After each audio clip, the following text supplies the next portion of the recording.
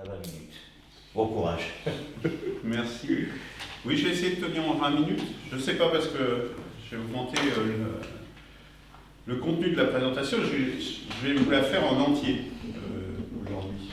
Donc je crains de pouvoir déborder. Mais je crois que nous sommes moins nombreux, c'est peut-être aussi une opportunité. Alors, ce que je vais vous présenter, je l'ai intitulé « De la barbarie à un nouvel espoir ». Donc moi, je m'appelle Luc Laforêt, j'ai 62 ans, je suis ingénieur en informatique, maintenant à la retraite, et j'ai fondé une initiative qui s'appelle Une perspective, la 6e République, 1P6R, début 2020. Sur le constat suivant, nous allons vers la barbarie. Dans le domaine environnemental, dans le domaine de l'éducation, je pense qu'hier ça a été relevé par différents axes dans les différentes interventions, par le transhumanisme et toutes ses déclinaisons, par les néo-nazis véritables, pas ceux que dénoncent les antifas ici, mais les vrais néo-nazis qui agissent notamment en Ukraine, et en France aussi, parce que je vais commencer par une anecdote. Hein. Il y a des Ukrainiens qui ont été là lors d'une manifestation à Nice, qui ont empêché justement une exposition photo sur le Donbass, et il y avait des Ukrainiens qui ont empêché l'exposition photo en pleine rue à Nice, hein, en France. Des néo-nazis, des vrais, il y en a un avec des vraies croix gammées, etc. Enfin, allez sur les réseaux sociaux, je pense que les gens que ça intéresse. Voilà. Et c'est ceux-là que, hier comme aujourd'hui, je dirais, l'hégémonie capitaliste, l'impérialisme soutient et s'appuie sur ces gens et sur les mafias d'une manière générale, que ce soit aussi Ben Laden hier. Hein. Ça fait partie de leurs affiliés. L'inefficacité également des solutions capitalistes d'aujourd'hui. C'est-à-dire que jusqu'ici, le capitalisme proposait généralement des solutions qui étaient cohérentes et qui étaient une amélioration par rapport aux solutions, notamment techniques, précédentes. Dans bien des domaines, aujourd'hui, ce que promeut le capitalisme, ce sont des solutions de moins bonne qualité, qualitativement inférieures.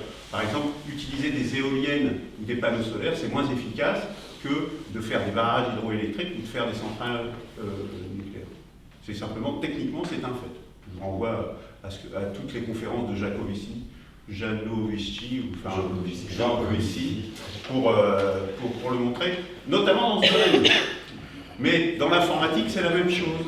Moi qui viens du domaine de l'informatique, en fait, on sait faire pas mal de choses depuis longtemps. Même ce qu'on appelle l'intelligence artificielle, qui n'est pas de l'intelligence artificielle, qui est de la reconnaissance de forme, ça c'est un débat d'experts, on sait faire ça depuis 1950. Le perceptron multicouche, qui est ce qu'on appelle les réseaux de neurones, ça a été inventé dans les années 1950-1960, il faut le savoir. Bon, on n'a quasiment rien inventé. Et pourquoi la ça l'intelligence artificielle? Et pourquoi tu poses ta question maintenant? Tu pourras la poser après. Oui, c'est une parenthèse. Voilà. Et donc voilà la situation. Et il y a plein d'autres domaines que nous constatons qui fait que, je dirais, l'alternative socialisme ou barbarie n'a jamais été, enfin elle a déjà été d'actualité dans le XXe siècle, mais aujourd'hui on est au bout du chemin, parce que le capitalisme est pourrissant, puisqu'il n'est même plus capable d'être facteur de progrès. Voilà le mot, un mot. Donc en fait, c'est la barbarie, qu'est-ce que c'est? C'est une atteinte à l'humanité. Je vais le définir simplement comme ça pour l'instant. Qui plus est, nous avons les poissons pourris par la tête, un certain nombre d'élites décadentes. Bon, je pense que les exemples d'actualité qui viennent régulièrement l'illustrent, notamment au travers de la drogue. Il y a certaines organisations aussi, enfin moi je suis allé dans d'autres conférences, on parle souvent beaucoup de pédocriminalité également. Alors, je pense, dans les milieux de gauche, je sais que c'est peut-être moins sensible ce genre de choses, mais en tout cas il y a il y a beaucoup de choses qui traînent dans ce domaine. Et le poisson pourri par la tête, et ceci résulte simplement de la généralisation, de la démultiplication des transgressions qu'avait en son temps mis en évidence Michel Kouskar, le philosophe qui est mort en 2009, qui est celui qui a identifié la notion de libéralisme libertaire, qui en fait a été le moyen du capitalisme pour endiguer tant la vague communiste qui se déployait de plus en plus, puisque enfin, ça a été dit hier par certains intervenants, mais également éliminer toute une frange de la bourgeoisie traditionnelle, de Gaulle, en l'occurrence. Donc nous sommes au bout de ce chemin, parce qu'en ayant engagé toutes ces transgressions, en fait on démolit moi je n'emploie pas le terme déstructurer, déconstruire, c'est un terme justement que je n'emploie jamais, parce que c'est leur terme ça. Non, c'est pas déconstruire, c'est démolir. Je préfère appeler un chat un chat. Et donc, si nous allons vers la barbarie, ce qu'a dit Engels, repris par Rosa Luxembourg, repris par Castoriadis, je crois vraiment que nous en sommes là. Et qu'est-ce que c'est que le contraire de la barbarie? Le contraire de la barbarie, c'est la civilisation. La civilisation, c'est fonder un espoir. C'est-à-dire l'idée, le point de départ de tout ce que j'ai lancé avec quelques autres il y a 3 ans, c'est bien gentil de se lamenter. Moi, je vais aussi dans des cercles de droite. Les gens, ils n'arrêtent pas de se lamenter. Vous prenez Zemmour, ils pleurent tout le temps. Et sa seule solution, c'est de dire, bon, faisons un grand pas en arrière, et puis ça va aller. Non, la roue de l'histoire ne tourne jamais à l'envers. Ça n'existe pas, ce genre de choses. Et donc, fonder un espoir, en fait, peu de gens le font. Peu de gens ont travaillé sur qu'est-ce qu'on pourrait faire dans la situation dans laquelle on est aujourd'hui. Fonder un espoir, c'est quasiment refonder une civilisation, c'est-à-dire faire un rebond civilisationnel, parce qu'on a démoli en fait tout ce qui faisait le lien social dans nos sociétés. Une barbarie qui se traduit notamment par une marchandisation généralisée, y compris du corps humain, et une négation également de tout ce qui est spiritualité. Ça, c'est pas récent, mais ça prend encore plus d'ampleur aujourd'hui. Donc, je cite Bertrand Scholler, qui est vous verrez, c'est quelqu'un qui a écrit sur ces sujets, il dit notre civilisation va s'écrouler. Et la matérialisation, j'en parlais tout à l'heure avec quelqu'un, de cet écroulement, ça sera la fin de l'hégémonie des USA au XXIe siècle. Ça va se matérialiser comme ça. Et nous sommes dans le premier cercle de cette hégémonie, parce que le monde multipolaire est en train de se mettre en place. Ça va pouvoir faire des dégâts, et ça en fait en Ukraine. Il y a des centaines de morts chaque jour en Ukraine aujourd'hui. La guerre avait déjà commencé. Et donc, et nous sommes engagés dedans, enfin nos pays en tout cas. Nous sommes engagés dedans, mais la route de toute façon est inévitable. Notre civilisation telle qu'elle est, gréco-judéo-chrétienne, sous ce que je vais appeler la communauté, elle va de toute façon s'écrouler. C'est de la matérialisation. Ça prendra certainement cette forme au XXIe siècle. Donc, comme je disais, beaucoup de lamentation, beaucoup de pessimisme, beaucoup de constats sans arrêt, mais pas d'espoir. Et donc cet espoir, c'est le point de départ du travail que j'ai engagé avec quelques autres personnes avec moi, il y a 3 ans maintenant. Un peu plus de 3 ans. En partant d'une idée, c'est que, en constatant, en se disant, pour changer le système, puisque là on en est là, il faut vraiment changer le système, le cœur du système.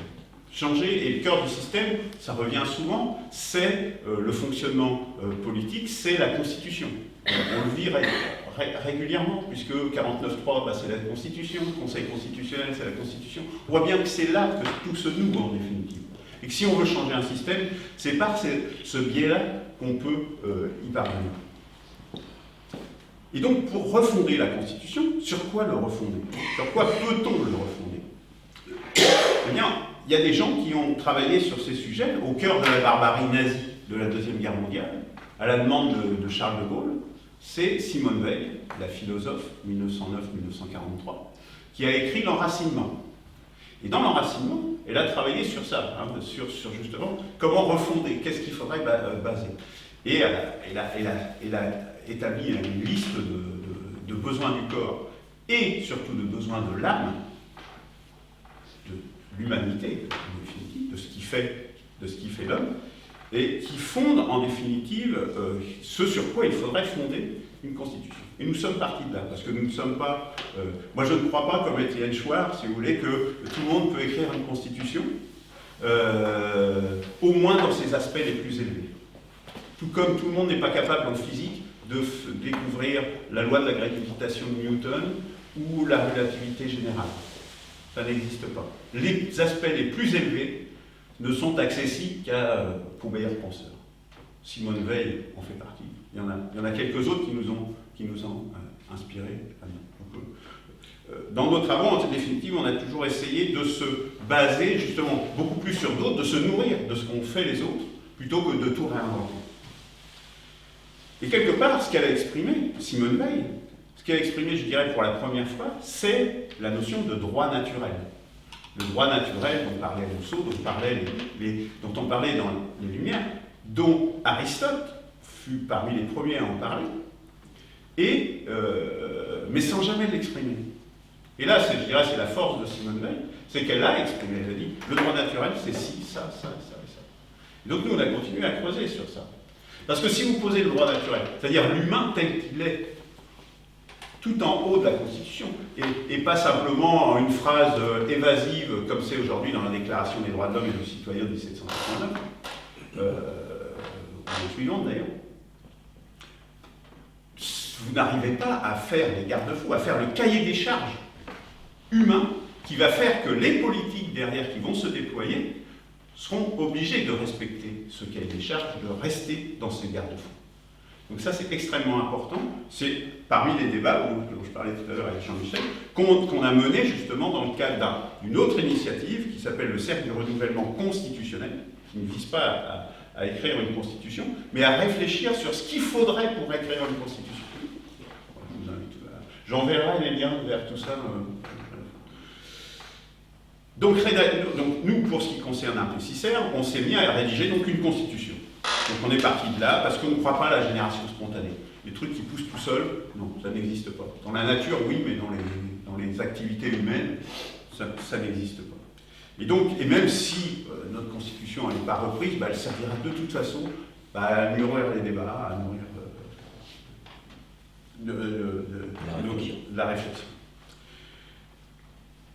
Alors il y a une chose aussi importante que j'ai entendue à Pétos, justement dans une autre réunion comme ça, où il y avait 300 personnes, c'était quand même au moins 300 personnes, c'était un gros événement, parce que, avec des gens que beaucoup ici considéraient peut-être comme des complotistes,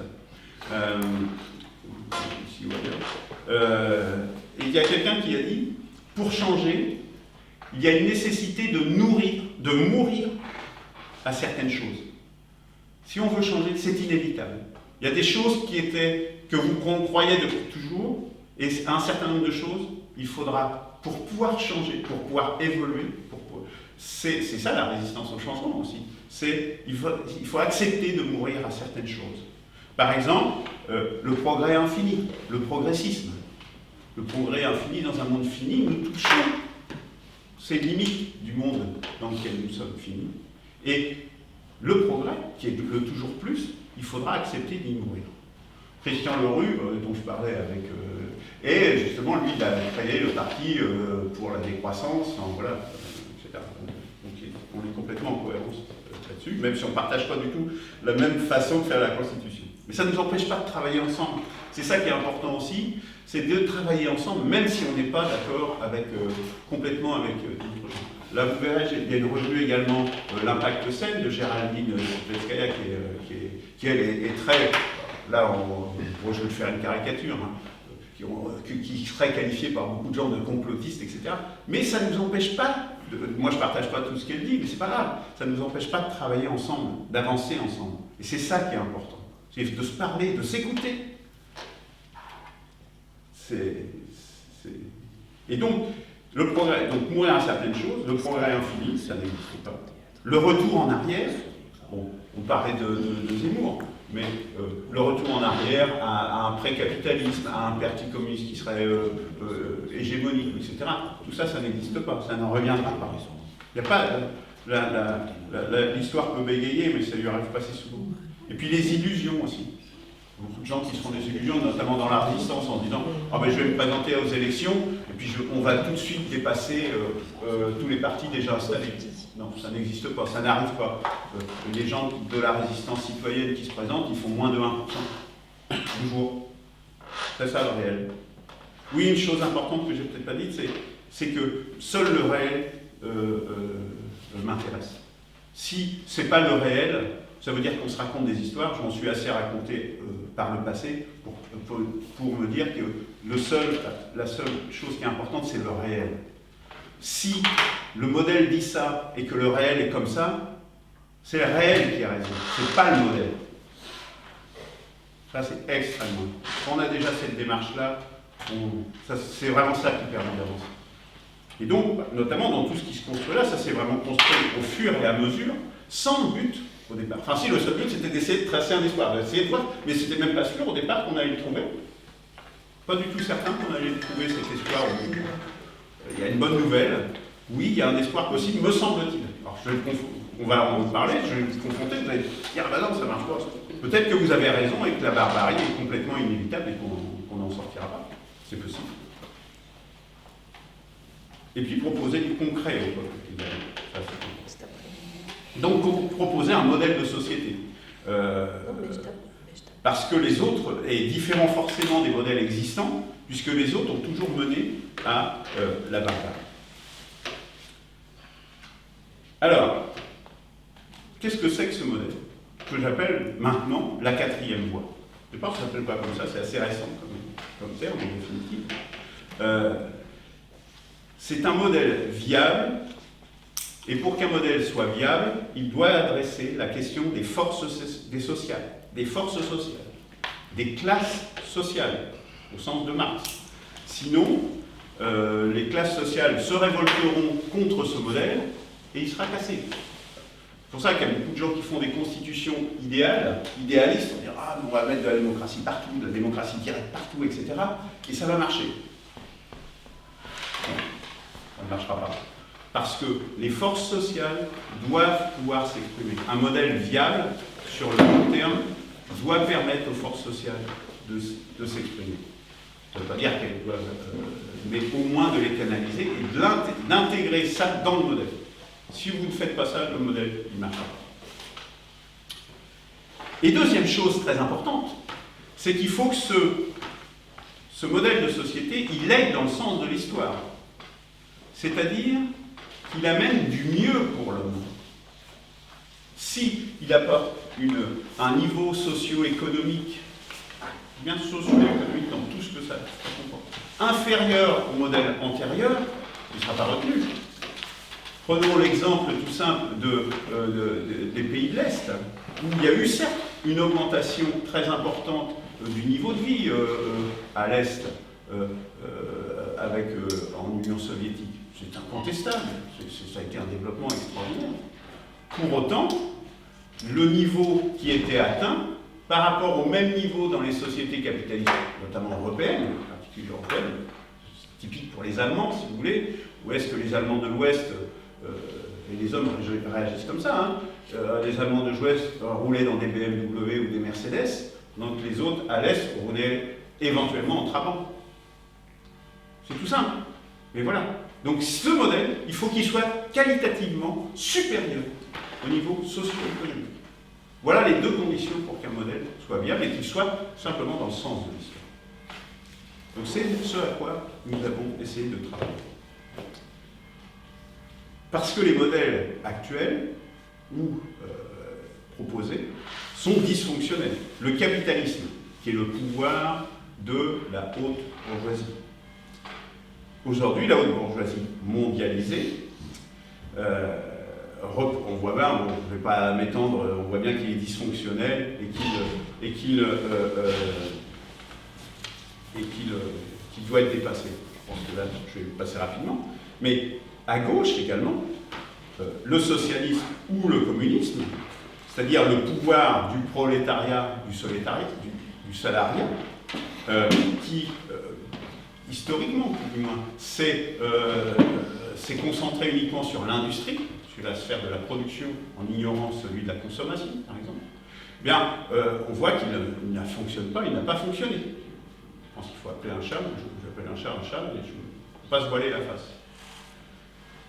Sinon, il aurait perduré. Et puis, à l'autre côté, le modèle fasciste, qui était aussi un modèle de société, d'une certaine qui reposait sur la classe de la petite bourgeoisie nationale, uniquement, qui était le cœur, parce que derrière, il y a toujours une classe derrière un régime. Et cette classe, c'était la petite bourgeoisie nationale, notamment allemande, ou italienne, ou espagnole. Eh bien, elle favorisait la petite production marchande. Bon, je ne pense pas qu'on ait envie de revenir à un régime fasciste en France ou ailleurs.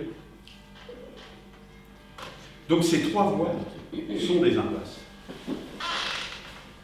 Ou en Iran peut-être, où on a un peu ce genre de système qui est un petit peu différent quand même, je crois, parce que justement c'est plus tout à fait la même chose. Alors tout ça, face à ces problèmes, il y a des gens qui ont essayé de travailler à ce qu'on appelait la troisième voie. La troisième voie, c'est qui? C'est Perón en Argentine, c'est De Gaulle en France, c'est Kadhafi en Libye. Il y a son livre vert, notamment, de Kadhafi, qui parle de démocratie directe énormément et tout ça, qui n'a pas mis en œuvre, mais c'est très intéressant de lire son petit livre vert, notamment. Donc cette troisième voie, en fait, qu'est-ce qu'elle dit? Elle dit, et Macron est une émanation aussi de cette troisième voie, c'est qu'il faut mettre en place une collaboration de classe.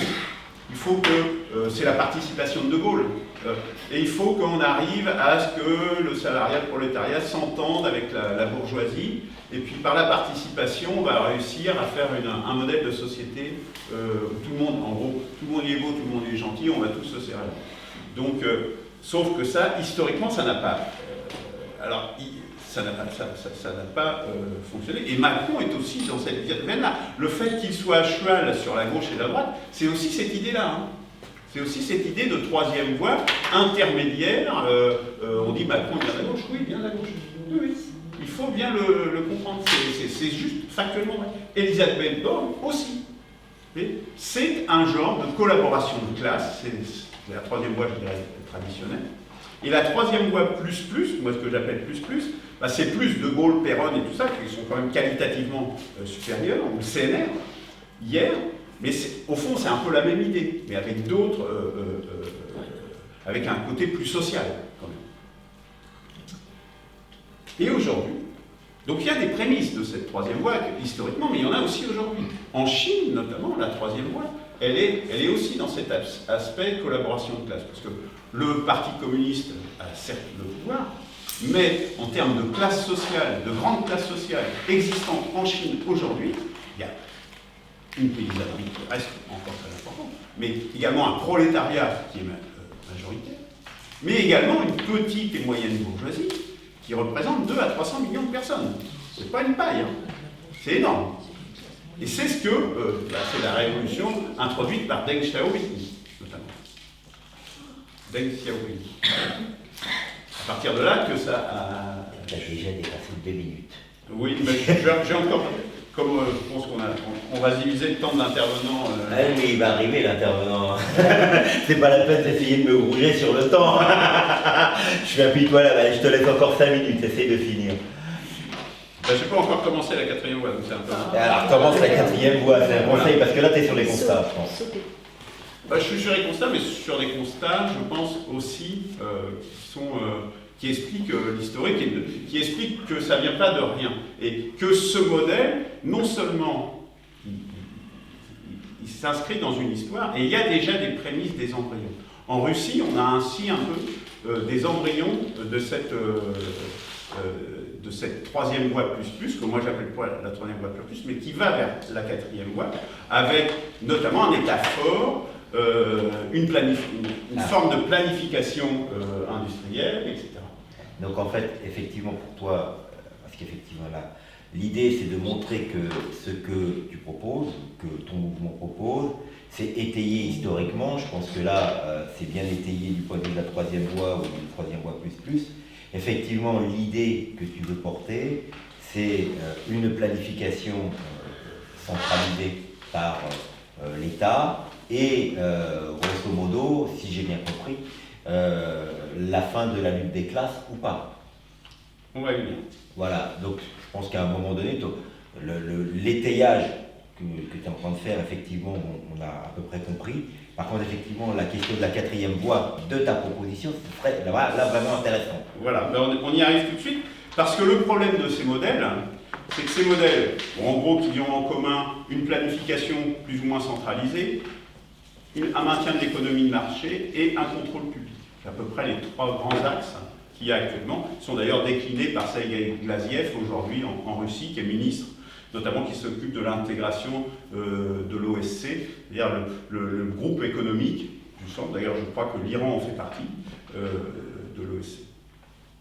Mais le problème de ces principales, je dirais, ces approches, c'est qu'elles ont quasiment nécessairement besoin d'un pouvoir autoritaire pour se mettre en place, pour se maintenir. Pourquoi?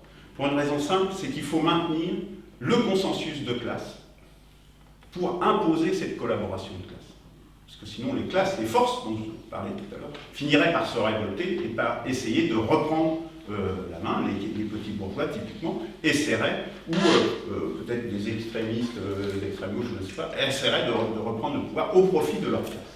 Et donc il y a besoin d'un pouvoir autoritaire pour maintenir ce consensus de classe. Parce que la collaboration de classe, ça ne marche pas. Alors, quid donc, faisant tous ces constats, qu'est-ce que c'est que la quatrième voie? La quatrième voie, je le répète, c'est un modèle de classe viable, modèle donc de société qui adresse les forces sociales, les forces au sens des classes sociales de Marx et du sens de l'histoire, qui pose comme principe de base l'humanisme, donc le retour reposé donc sur la garantie des besoins essentiels de l'être humain, du corps comme de l'âme. Donc réaffirmer et exprimer le droit naturel. On revient sur Simone Veil, mais également Michel Kluska, pour certains aspects. Donc on l'a constitué, et ça forme le préambule de la Constitution qu'on propose. Vous pourrez le consulter sur le site impcr.org. Le principe, c'est d'avoir deux classes sociales, de forces moyennes, qui sont en coopération, opposition en permanence. La petite et moyenne bourgeoisie de côté, le salariat de l'autre. Donc un modèle non pas à une classe dominante, mais à deux classes en opposition, coopération permanente. Il n'est pas question ici de collaboration de classe, mais d'opposition, coopération permanente. Et donc, pour le symboliser, c'est le symbole du yin et du yang, si vous voulez le symboliser, c'est exactement une déclinaison de cette idée. Et donc, il n'est pas question de créer un consensus de classe artificiel, mais de savoir que les classes coopèrent aussi, hein, c'est un fait. Dans la vie quotidienne, vous allez travailler chez un patron, vous ne vous affrontez pas en permanence avec lui, vous coopérez d'une certaine façon, mais il y a aussi une confrontation parce que vos intérêts sont divergents. Donc ça c'est la première base, ça se concrétise par une chambre des forces productives proposée par Michel Kluska, qui est justement la concrétisation de ça. Et c'est par cette chambre des forces productives que l'on canalise les forces sociales, justement, et en particulier la bourgeoisie. Parce que il y a l'idée d'une supériorité économique et sociale de cela. Sociale par la réaffirmation des besoins du corps et de l'âme, exprimée de façon très explicite, mais également économique par, d'une part, le dynamisme d'un réseau de petites entreprises où vous ne niez pas l'homme dans ceux qui ont envie de faire des choses, les plus ambitieux, ceux qui font avancer l'humanité quand même pas négligeable, vous les laissez faire. jusqu'à un certain point. Jusqu'à un certain point. Et c'est ça qui est très important. C'est qu'il y a une limitation dans l'accumulation du capital. Vous pouvez faire ce que jusqu'à un certain point, après, vous ne pourrez pas accumuler le capital au-delà de ça. C'est ça, un élément extrêmement important. D'autre part, planification centralisée par cette chambre des forces productives qui s'oppose, qui travaille en coopération avec une assemblée nationale, notamment, qui est plus l'émanation du peuple. Et troisième élément extrêmement important, contrôle public, c'est-à-dire justement le contrôle, on appelle ça la chambre constitutionnelle dans notre système, avec un système qui ressemble à ça, mais qui est l'organe central disposant du plus de pouvoir, et notamment du pouvoir coercitif. Donc ce modèle, je pense, a une supériorité économique et sociale. Le développement de la Chine, qui est encore que sur la troisième voie, plus en quelques dizaines d'années, le montre. Mais la quatrième voie, c'est aussi, par une constitution, c'est éviter, c'est permettre de ne pas avoir besoin de ce pouvoir autoritaire qui permet le consensus de classe. C'est-à-dire, on a mis en place, avec ce contrôle et avec le pouvoir du peuple, et notamment les référendums, les référendums, qui va permettre de trancher s'il y a des affrontements trop importants entre les deux classes restantes, c'est-à-dire, le peuple tranchera. Il tranche par référendum. C'est la Chambre constitutionnelle qui est en charge de gérer tout ça. Tout ça. Donc, ça suppose le respect également de ces droits naturels, besoins du corps et de l'âme, la satisfaction des besoins du corps et de l'âme. Ça nécessite et ça permet de justifier l'élimination des deux extrêmes de la société. Les extrêmement riches, d'un côté, disons qu'il n'est pas humainement raisonnable d'accumuler du capital sans fin, mais également les extrêmement pauvres, les indigents, en leur garantissant, sans doute de manière directe, physique, par la nation, la satisfaction de leurs besoins du corps et de l'âme.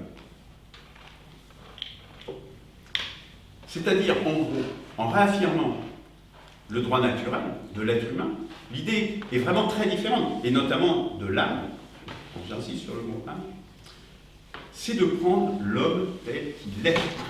Et pas d'essayer de faire un homme nouveau, comme a essayé de faire le fascisme, comme a essayé de faire le communisme, comme a essayé aujourd'hui de faire par le transhumanisme, comme fait le capitalisme. Non, réaffirmer le droit naturel, c'est prendre l'homme tel qu'il est, et de ne pas essayer de l'éduquer ou de je ne sais quoi. Est-ce que tu pourrais conclure, s'il te plaît? Oui. Alors, moi, ce qui montre les évolutions actuelles de la mise en place de ce monde multipolaire, qui va dans ça.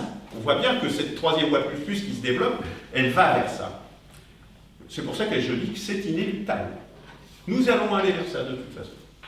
C'est le sens de l'histoire. Mais la quatrième voie, c'est juste en fait un facilitateur.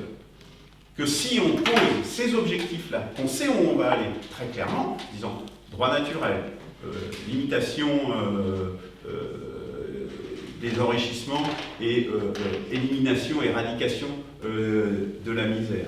Avec ce modèle à deux classes, ça va permettre de se passer de ces pouvoirs autoritaires et donc d'y aller de façon beaucoup plus soft. Et c'est ça notre intérêt.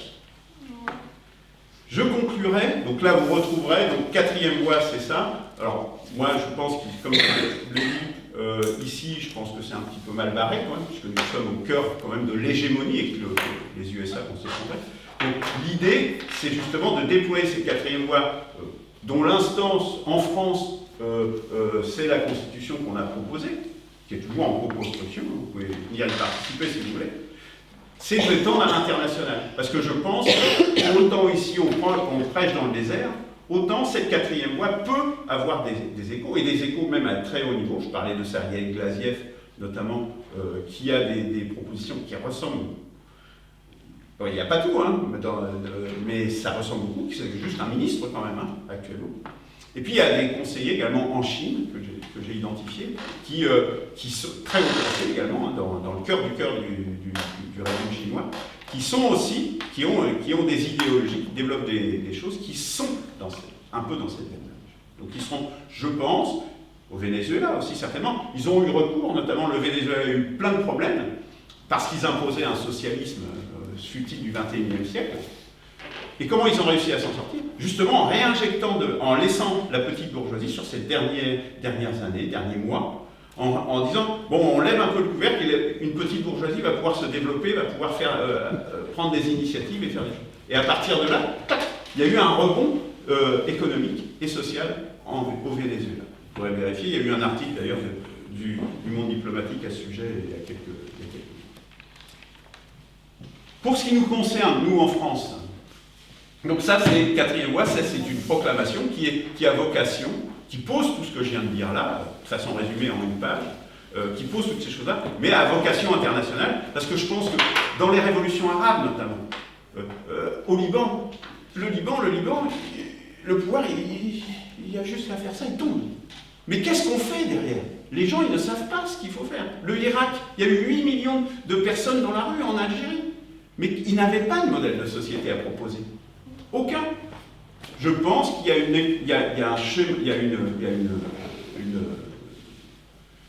possibilité d'écoute, enfin, de besoin, dans plein de pays à l'international, mais malheureusement, moins chez nous et pour des raisons pour les autres. La résistance aujourd'hui en France, ce qui est fini.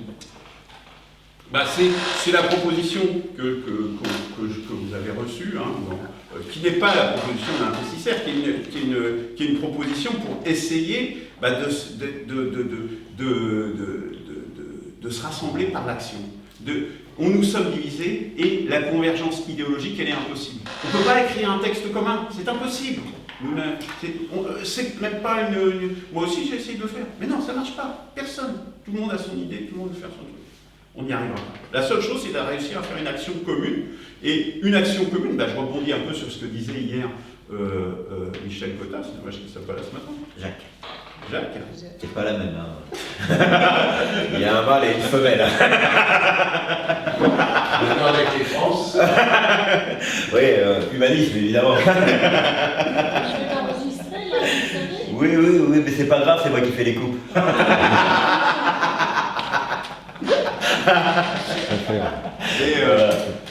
Et donc, son idée de pétition, qui est louable, hein, je pense que l'idée d'un référendum, où nous pouvons poser justement chacun, en gardant nos identités, nos propositions concrètes, mais ça va vers le peuple, ça nous permet peut-être de travailler ensemble sur une action commune, même en partageant pas les mêmes idées, comme je disais, toutes les mêmes idées.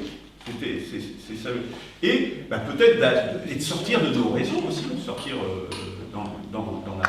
Donc il y aura une réunion le 2 mai, première réunion le mardi 2 mai à 21h en visio, pour ceux qui sont intéressés pour travailler à ça. Sachant que là, il y a déjà des gens sur la réunion précédente où j'étais venu vendredi, qui sont intéressés et même très très motivés. Et un jeune notamment, qui est à fond dedans.